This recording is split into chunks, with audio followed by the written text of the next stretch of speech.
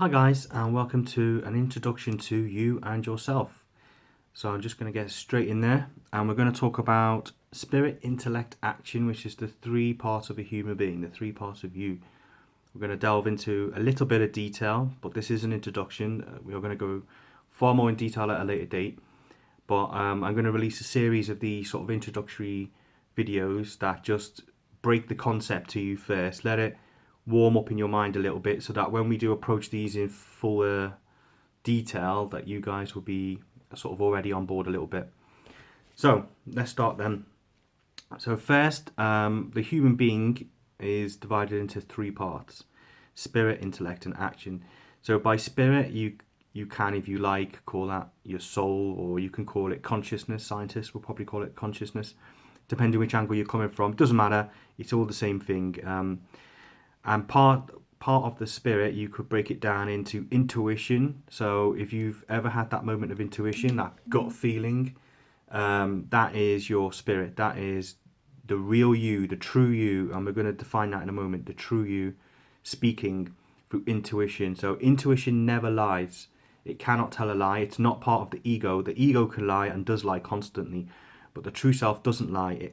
It only expresses itself in the form of feelings and intuition. Its intuition is a sort of you could call it that moment of feeling, if you like, where when you have that moment of anger, or you have that moment of joy or whatever, that it almost switches on, doesn't it? Like something triggers it, and it's the same way. That's when your true self has been triggered by something, and you get that intuition about something, that sort of knowledge that you shouldn't have about something, but you've got it from somewhere.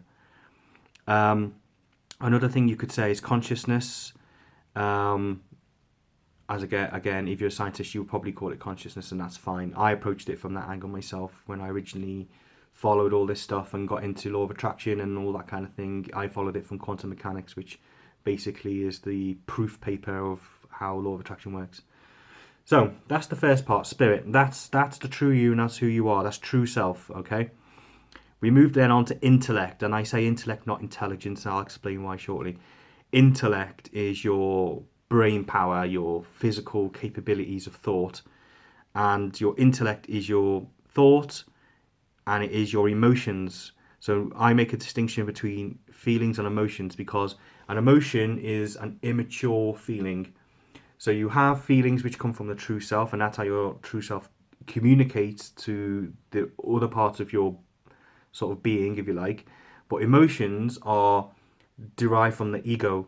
So an emotion is like an immediate trigger. It's an immediate response, driven by your ego. And if you think of it like this, your ego is like a child, and your spirit is like the adult. But the child is in charge. For most people, and for most of the time, the child is in charge. If you're driven by ego and you're in ego, and I'm not using ego as a purely negative term, or I know it has negative connotations. I know a lot of people just see the ego as a, if I'm saying you've got an ego, you've got your vein or whatever.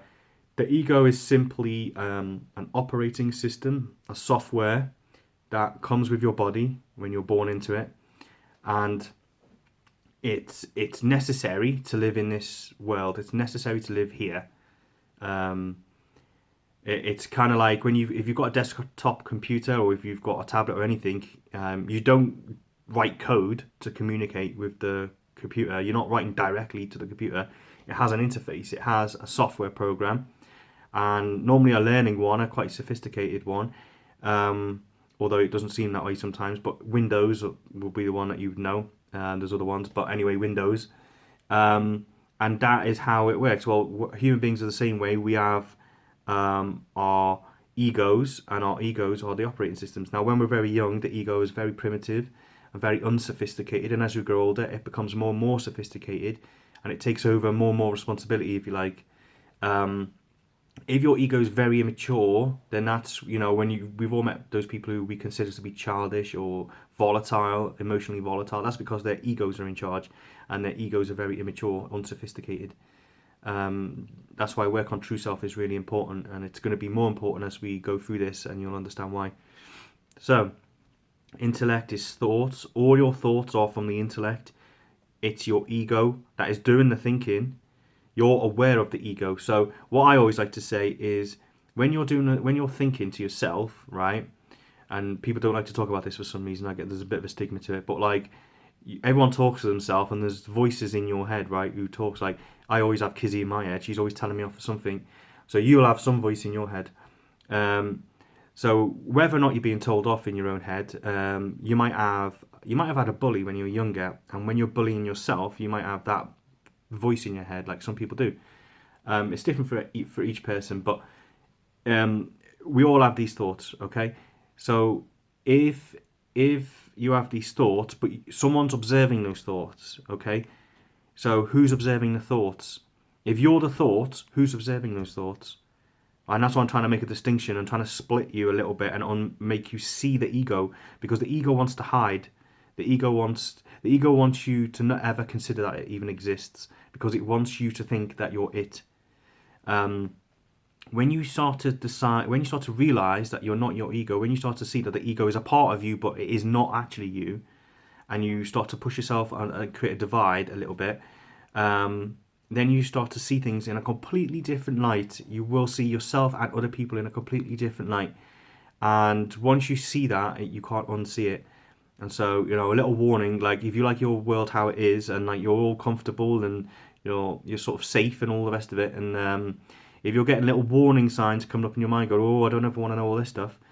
That's your ego, because your ego is scared. Once it's identified, once you're pointing the finger at it, it knows you're going to be watching, and then your ego is like a self-defense mechanism. It wants to defend you, but it wants to defend itself also. And part of that is by being hidden from you. So we're outing the ego today. Not in a big way. We're just pointing the finger at it and saying, there it is, so that you start processing it and thinking about it, okay? So you can also say that that's your subconscious. So you have a conscious and a subconscious, a psychiatrist would say. So your conscious mind is 5% of you. So you're only conscious 5% of the time. The rest of the time, your subconscious is operating the system, is operating you. So you don't realize it, but 95% of you is programming. 95% of you is you reacting, not consciously deciding or making choices. It's you reacting based on your own programming that has been written to you, probably by your parents, your school, your upbringing, your circumstances, or a million and one programmers in your life and in your mind, and you are one of them, and you're the most important one because you're there 24/7. So if you're a programmer that likes to program the bully, that likes to be horrible to yourself, that likes to say all kinds of horrible things to yourself, then you will live a torturous, suffering life, and that's one of the things we want to approach. That's one of the things we want to try and help with. So the final part is the action part, which is the will. So we all have a body, and that's how we manifest our will.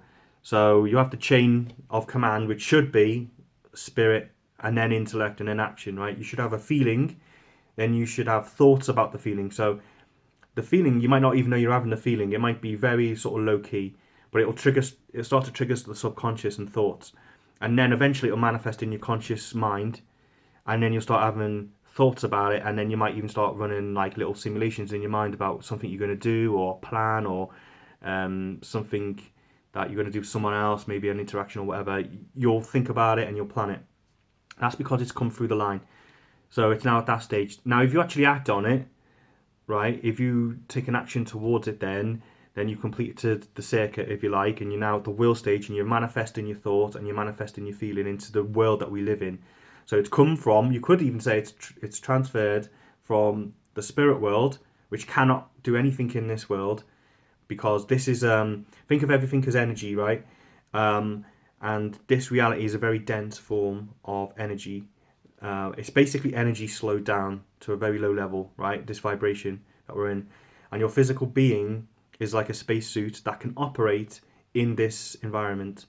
And you are the spirit that is in the vessel, that is the true you is in the vessel that is in the spacesuit, right? It's just like if I went to the moon, I can't live on the moon in the way that I am. I need a spacesuit to survive there. So that's why, if you think of it like that, then you can sort of see that you're a spiritual being and you're experiencing a material existence for whatever reasons you want to say. Everyone will have their own philosophy on that. I'm just trying to point out some basic facts. So I would say that when you're sort of manifesting your will, you're basically bringing through your the spirit intuition, the spirit feeling into the thought, into the intellect, which is now basically transferred into the physical world. But it's not acted upon, and when it's acted upon, when you actually do something with it, with those thoughts, then you've manifested it. So you've now you've taken it from there to here. So that's the free part in basic form. Okay, if you've got any questions about anything I'm saying, there's a suggestion box that you can ask questions in on the BU community. So look that up. If you go to announcements, like basically the announcements have a separate menu. So you have to click on announcements, and I think there's 4 in it at the moment anyway at the time of this video. And you click on that and there's 4 announcements will pop up. So look on the wall and look for the announcements, and you'll see it's like top right, I think. Look in there, it's got a suggestion box. So if you've got any questions, ask me. Don't worry about it. I'll get to it when I can. So if I asked you right now, like, don't think about this, I'm going to ask you the question and I want you to physically do it right now, okay? So I want you to point to yourself right now, and now tell me, where did you point to yourself?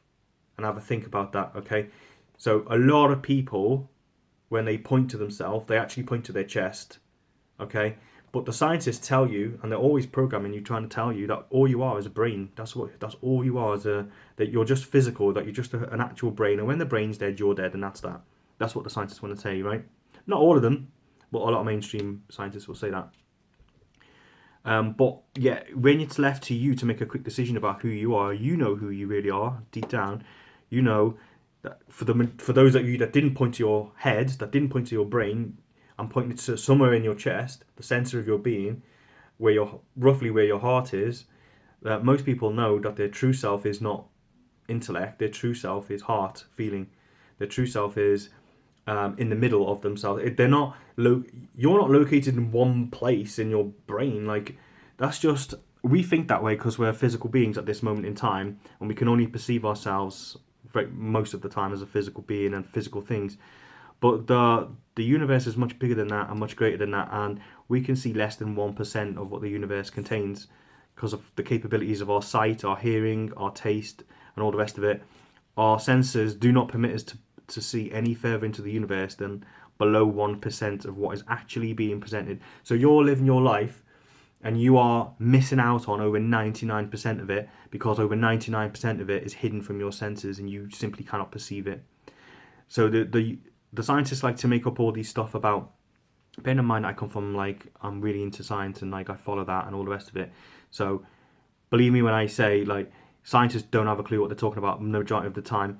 They have insights, and that's all you can say. All I've got is an insight. I'm offering you my insight, and it's up to you to go research and find and develop your own insights. But I'm offering you mine. The scientists like to say the scientific fact and all that rest of it, and they sort of propagate that kind of thing. But reality is they've only got 99% of the universe missing as well. So they can't tell you that much more than what anyone else can tell you. Like, they can give you an idea, but that's it. They might be really interested and focus on one aspect and get you more information on one aspect, but ultimately they're just like everybody else. Don't ever think anybody else is supremely more qualified than you are. Qualifications are simply their way of distancing themselves and their egos from yours. They like to think that because they've got a few qualifications, that gives them the right to say something and you're not allowed to reply. So, just finishing off this video now, we're going to talk about, let me read my notes. So, law of attraction, we'll briefly touch on that because we will be covering law of attraction. Law of attraction works only when 3 parts are in harmony. So, knowing who you are truly is key in law of attraction. So, if you want to attract something, right, you have to be in harmony. You have to have all parts of yourself agreeing with the other. So, you have an intuition, you have a feeling, right? And it goes into the intellect. Now, if your ego doesn't like that feeling and tries to create an alternative view and then you act on that, so you manifest the will of your ego, then that's not what you want. That's not truly what you want. So you've not created harmony, and so therefore what you're trying to law of attract will be a confused message, because the universe reads you as you are. So it'll say, well, you feel this way, but you think that way, and your actions don't agree with that. So I don't know what you want. So it'll give you a mixed response to your mixed request. So you've got to avoid being a confused human, which is quite difficult in this world because there's lots of things there to confuse you. But you've got to try and avoid being a confused human, because if you're a confused human, you'll get a confused answer from the law of attraction and the universe, or whatever you want to call the universe. I call it the universe. So, without self-knowledge, you create accidentally. With self-knowledge, you create consciously. So, yeah, if you know yourself, if you don't lie to yourself, if you can be honest with yourself, even if you lie to other people, but you're honest to yourself, and you know you don't pull it, you don't judge yourself. It's not about judging yourself, being horrible to yourself. It's about being fair to yourself. It's about treating yourself with respect, but it's also about acknowledging when you make mistakes, acknowledging what you've done wrong, and just accepting it for what it is. Like, people take life super seriously, and I get it, but at the same time, like, you're not here to just suffer and then die. You're here to try and I don't want to say find the meaning of life as such, but like, you're here to find the truth, I think. And when you find the truth, you also find contentment. That's my opinion, and you may disagree. It's not about finding happiness, because happiness is a temporary emotion by definition. It's about finding satisfaction, life satisfaction. So, you can get money or whatever, supposed to make you happy, and it might make you happy briefly, but it doesn't bring you life satisfaction. Life satisfaction can only be gotten by following your heart's desire, as the old terminology would be, which is really just following your intuition, following your true self. Your true self is in charge, right? And if your ego fights against it, if you're in ego and you fight against your own true self, then you'll always live a battle. You'll always live a fight. You'll always live an argument. You'll always live out of harmony with yourself, and therefore out of harmony with everyone else and the world that you live in. Because if you're not one with yourself, even, then it's going to be very difficult to know your own motivations, your own reasons, understand yourself when you're interacting with other people, when you're interacting with your family and your friends, and you don't understand the reasons you're doing things, or why or what's going on, then it's going to be super confusing for them. So that's why this is really important. It's so vital. It's super, super important. Some people go their whole life and not ever consider this. They live in ego their whole life without even being aware of it. And if you think, it doesn't matter how old you are, when you get started on this, it'll draw you in, and you'll want to know more and more and more. And as long as you take it from a perspective of, I'm not judging myself. It's not about like regret or like, telling yourself off or anything. It's about just accepting responsibility for the good and the bad, for who you are. It's about trying to really understand that and not try and shield it from yourself. Don't let the ego protect you, because it's not really protecting you, it's protecting itself, because the ego has pride. Human beings have pride, but the spirit behind that does not have pride. There's no pride in the spirit world. What do spirits have anything to be proud of? They're not. It's a human emotion. It's a manifestation of the ego. It's ego programming, and when you become aware of it, that can just greatly help reduce anxiety and feelings of self-worth and self-belief and all those things. When you realize that, like, you're almost here for a brief journey, and if you can understand that journey early on, the earlier the better, then the more you'll enjoy it later on in the in your life. So it's just about trying to grasp this sort of first concept, because I think this is an important concept to get early on, and then we can expand on that. So there you've got it. Law of attraction will, if you can become in harmony with yourself and get the three parts in harmony, agreeing with each other, then as long as you have belief in whatever it is you're trying to manifest, then you will send that cosmic email to the universe, and it will send. If you don't believe in it, it won't send. If it's not in harmony, it'll be a confused message. So if you can develop some self-knowledge and start working on this, then you can begin to be a conscious law of attractor, you can start to become aware of how to law of attract, rather than what you're doing at the moment. Because we all law of attract all of the time, since we were born to now, to when we die. We all law of attract, and some of us believe in it and some of us don't. Some of us consciously do it and some of us unconsciously do it. But we're all the creators of our own lives, and there's scientific stuff behind that, which, if you guys are interested in, we can speak, I'll PM you or whatever, we can talk about it. But put it in the suggestion box if you've got any questions on this. I'm going to leave it at that. There will be much more expansion on this in the future. Have a good day, people.